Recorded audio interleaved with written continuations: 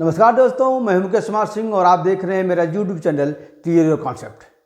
दोस्तों, आज के सेशन में हम बात करेंगे प्रीव्यू पर्स की और जानेंगे कि प्रीव्यू पर्स क्या है या प्रीव्यू पर्स किसे कहते हैं, प्रीव्यू पर्स का संबंध किससे है और प्रीव्यू पर्स की व्यवस्था कब समाप्त की गई।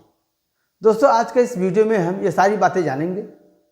दोस्तों, यदि मेरा वीडियो अच्छा लगे तो प्लीज़ मेरे चैनल को सब्सक्राइब करें, लाइक करें और शेयर करें।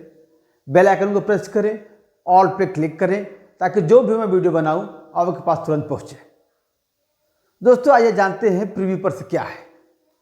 दोस्तों, प्रीव्यू पर्स एक व्यवस्था थी, प्रीव्यू पर्स एक आश्वासन था भारतीय सरकार के द्वारा देशी रियासतों के शासकों को दिया गया था। तो आइए जानते हैं प्रीव्यू पर्स क्या है। देशी रियासतों का विलय भारतीय संघ में करने से पूर्व सरकार ने यह आश्वासन दिया था, यानी प्रीव्यू पर्स क्या था, एक आश्वासन दिया गया था भारतीय संघ में। जैसा कि आप जानते हैं, भारत जब आजाद हुआ तो भारत में 562 देशी रियासतें थीं। तो इन देशी रियासतों को भारतीय संघ में शामिल करने से पूर्व या शामिल करने के लिए उनको एक आश्वासन दिया गया कि यदि आप भारतीय संघ में शामिल होते हैं तो आपको कुछ अधिकार होंगे।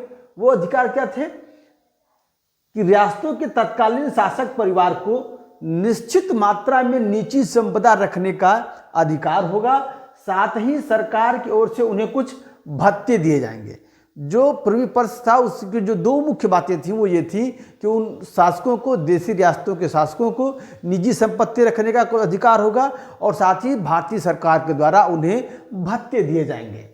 और इन दोनों ही बातों, ये दोनों बातों को इस बात का आधार मानकर तय किए जाएंगे, ये जो दोनों चीज़ें थी, निजी संपत्ति और भत्ते, कि जिस राज्य का विलय किया जाना है, जिस भी राज्य का विलय होगा उसका विस्तार तथा राजस्व क्षमता कितनी है, यानी कितनी बड़ी वो रियासत है और उस रियासत से कितनी राजस्व की आय होती है, उसके आधार पर उनके लिए भत्ता और उनकी निजी संपत्ति तय की जाएगी।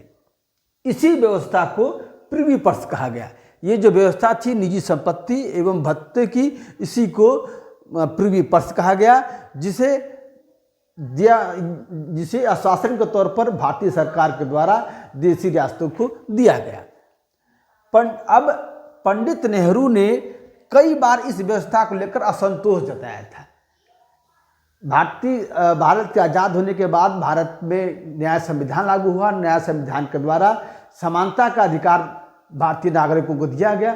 तो समानता के अधिकार का एक तरीके से उल्लंघन था प्रीव्यू पर्स की व्यवस्था, इसलिए इस व्यवस्था के खिलाफ लोगों ने आवाज़ उठाई या उसका विरोध किया, उसके प्रति असंतोष जताया, जिसमें स्वयं हमारे पहले प्रधानमंत्री पंडित जवाहरलाल नेहरू भी शामिल थे।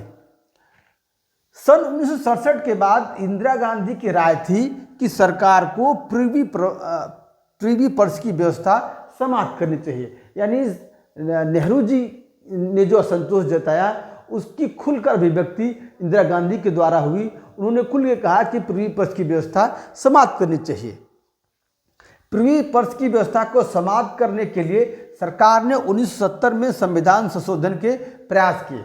अब उसको समाप्त करने के लिए प्रयास शुरू हुए, संविधान में संशोधन की व्यवस्था की गई, लेकिन राज्यसभा में यह मंजूर नहीं हो सका। यानी जो बिल लाया गया लोकसभा में तो पास हो गया, लेकिन वो बिल प्रीव्यू पर्स को समाप्त करने का जो बिल था वो राज्यसभा में मंजूर नहीं हो सका।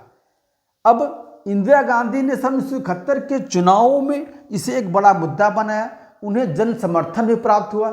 यानी प्रीव्यू पर्स को समाप्त करने के लिए 1971 के चुनाव में उन्होंने वादे किए कि मैं प्रीव्यू पर्स की व्यवस्था समाप्त कर दूंगी, जिसका बहुत भारी संख्या में जन समर्थन मिला उनको, और जिसके द्वारा 1971 में मिली भारी विजय के बाद, जो उनको बिग मेजॉरिटी, एक ह्यूज मेजॉरिटी मिली 1971 के चुनाव के बाद, उस परिणाम के बाद उनका लोकसभा और राज्यसभा में कांग्रेस का बहुमत हो गया, जिसके द्वारा संविधान में संशोधन हुआ, बिल लाया गया संविधान प्रीव्यू पर्स को हटाने का, और चूंकि दोनों ही सदनों में बहुमत था, इसलिए जो प्रीव्यू पर्स की व्यवस्था थी वो समाप्त कर दी गई। इस प्रकार प्रीव्यू पर्स की समाप्ति के मार्ग में मौजूद कानूनी अड़चनें समाप्त हो गईं। सरकार ने 1971 में, इंदिरा गांधी की सरकार ने संविधान में संशोधन किया और उस बिल को लोकसभा राज्यसभा में पारित हुआ और इस प्रकार से सन 1971 में प्रीव्यू पर्स की व्यवस्था समाप्त कर दी गई। दोस्तों, आपको वीडियो कैसा लगा आप जरूर हमें बताइएगा कमेंट करके। और यदि अच्छा लगे तो प्लीज़ मेरे चैनल को सब्सक्राइब करें, लाइक करें और शेयर करें। तो मिलते हैं आपसे एक नए वीडियो के साथ, तब तक के लिए धन्यवाद।